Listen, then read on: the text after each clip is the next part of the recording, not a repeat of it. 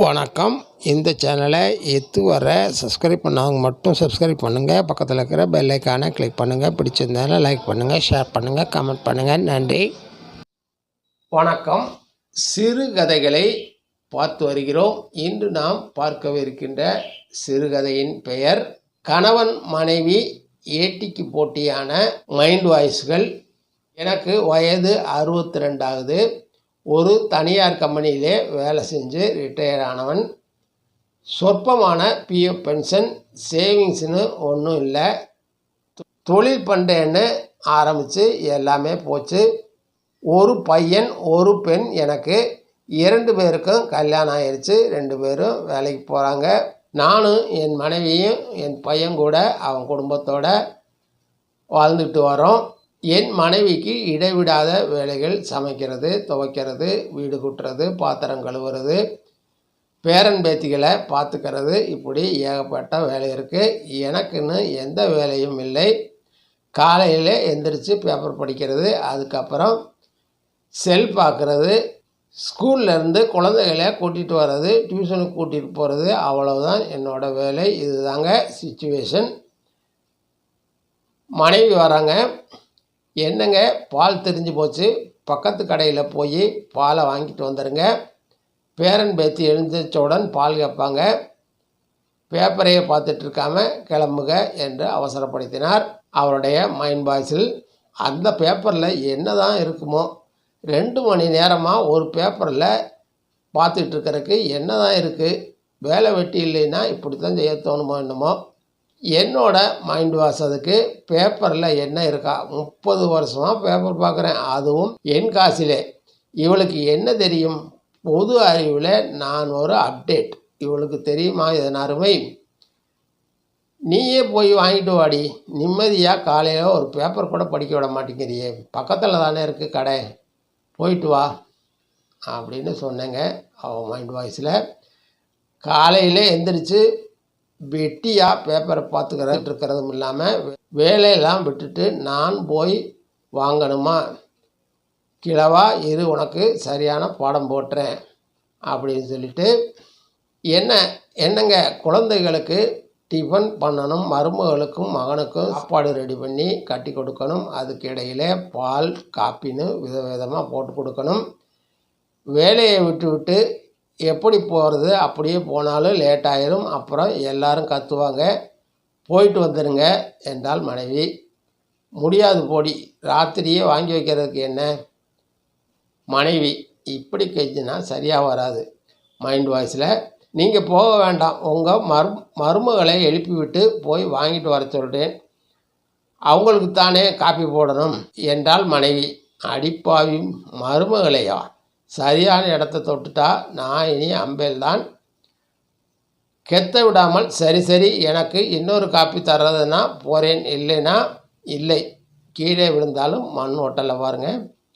பாலை வாங்கி கொண்டு வந்து சேர்த்தேன். பையன். அம்மா அயன் பண்ண கொடுத்துருக்கலாம்ல, இப்போ பாரு, இதை போட்டுட்டு எப்படி ஆஃபீஸ் போகிறது? மனைவி. என்னோட மனைவி. ஏண்டா நான் தான் எல்லா வேலையும் செய்யணுமா? உங்களுக்கெல்லாம் பொறுப்பே கிடையாதா? போடா, போய் நீயே அயன் பண்ணிக்கோ. பையன்.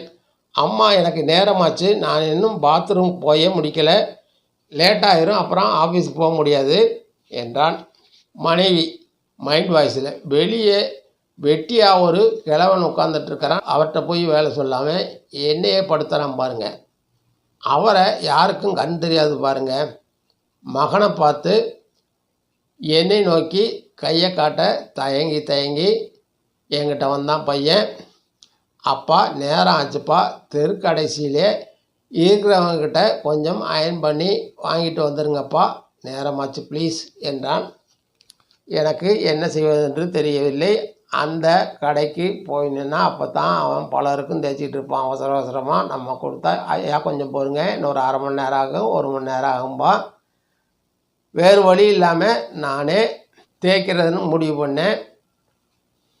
நான் நிமிர்ந்து பையனை ஒரு முறை முறைக்க, பையன் மைண்ட் வாய்ஸில், சும்மா தானப்பா இருக்கீங்க, உங்களை சத்தம் போடவும் முடியலை, உங்கள்கிட்ட வேலை வாங்கவும் முடியலை என்று முணங்கி கொண்டே வீட்டுக்குள் சென்று விட்டான். சரி, ஆபீஸுக்கு லேட்டானாலும் பரவாயில்லை, நானே தேய்ச்சிக்கிறேன் என்றான். மருமகள் மகனை முறைக்க அவன் பாத்ரூமுக்குள் சென்று விட்டான்.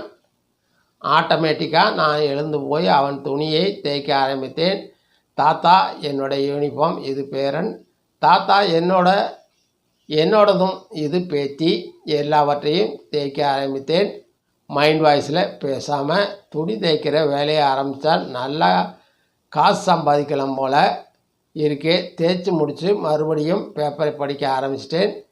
2 மணி நேர மனப்பாடத்திற்கு பிறகு குளித்து முடித்து பூஜை செய்து சாப்பிட உட்கார்ந்தேன்.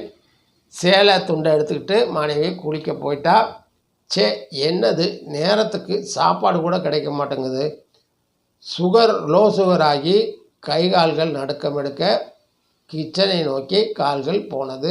மதிய சாப்பாடு இருந்தது, சட்னி இருந்தது, மாவு இருந்தது. வயிறு மிரட்டத்தவங்க. தோசையை கல்லில் வார்த்தேன். சாப்பிட்டு முடித்து விட்டு சார்ஜில் போட்டிருந்த ஃபோனை எடுத்துகிட்டு செல்லை தொட்டு கும்பிட்டுட்டு இன்றைக்கி பூரா இந்த செல் தான் நமக்கு எல்லாமே நினைத்து கொண்டு செல் முன் அமர்ந்தேன். குளித்து முடித்து விட்டு வந்த மனைவியை பார்த்தேன். இன்னும் அழகாகத்தான் இருக்கிறாள். சின்ன வயசில் குளித்து விட்டு வரும் மனைவியை என்ன செய்தோம் என்று நினைவுகள் வர வெட்கம் வந்தது, ஏக்கம் வந்தது. ஏக்கம் வந்து மறைந்தது. இப்போதெல்லாம் மனைவி பக்கத்தில் கூட விடுறதில்லை. மனைவியோட மைண்ட் வாய்ஸ், கிழவனுக்கு இளமை திரும்புவது போல் இந்த பார்வை பார்க்குது. பாவம், அதுதான் நான் கிட்ட விடுறதே இல்லை. மகிழ்ச்சியான வாழ்க்கை காலம் அவளுடைய மனதில் வர்றதுக்குள்ளே செல்ஃபோன் முன்னாடி உட்காந்துட்டீங்களே என்றால் அவளை முறைத்து விட்டு என் நண்பனான செல்லுக்குள் போய்விட்டேன். ஓ, தோசை சுட்டு சாப்பிட்டு விட்டார்.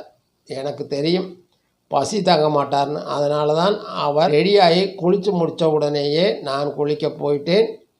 ஒரு வேலை ஒரு ஒத்தாசை செய்கிறதில்லை. இவர்கிட்ட இப்படித்தான் வேலை வாங்குறத தவிர வேறு வழியே இல்லைன்னு மனைவி நினச்சிட்டா. வாழ்க்கையில் தான் எத்தனை மாற்றங்கள்.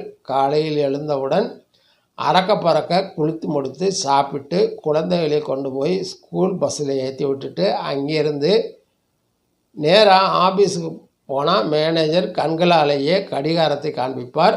டெய்லி லேட்டா என்று அருகில் சென்று சாரி சொல்லிவிட்டு ஓடி போய் எழுத்துட்டு விட்டு வேலை செய்ய ஆரம்பித்தால் எப்பொழுது வேலையை தொடங்கினோம் என்பது கூட தெரியாமல் வேலையில் மூழ்கி இருக்க நண்பன் வந்து தோளில் கையை வைத்து வா சாப்பிட போகலாம் என்றவுடன் சுயநினைவு வர எழுந்து பொம்மையைப் போல டிஃபன் பாக்ஸை தூக்கிட்டு போய் சாப்பிட்டுட்டு பிறகு அந்த நேரத்தில் தான் நண்பனுடன் பேசவே டைம் இருக்கும்.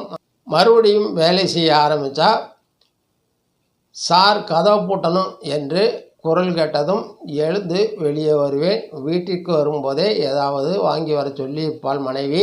அதையும் குழந்தைகளுக்கு ஏதாவது வாங்கி கொண்டு வீட்டிற்கு போனால் எப்பொழுது படுக்கைக்கு போகலாம் என்று உடலும் மனமும் ஏக்கம் காட்டும். சிறிது நேரம் காலையில் வந்த பேப்பரை படிக்க, பின்பு சிறிது நேரம் டிவி பார்க்க, அதிலும் ஸ்போர்ட்ஸு இல்லாட்டி நியூஸ் ஆன். இப்படியே வாழ்க்கை எப்படி ஓடியது என்றே தெரியாமல் 58 வயதில் வீட்டுக்கு போடா என்றார்கள்.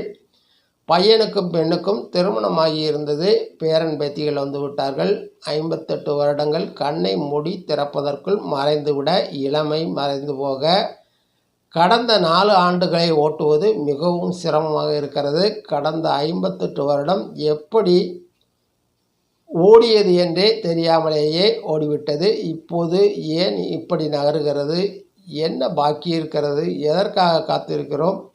புரிகிறது. இறுதி மூச்சுக்காக காத்திருக்கிறோம்.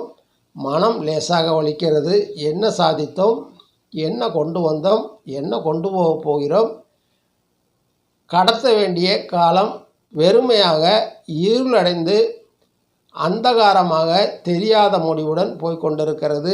இறுதி மூச்சுக்காக காத்திருப்பது எவ்வளவு பெரிய நரகம் என்பதை முதியோர்களுக்குத்தான் புரியும்.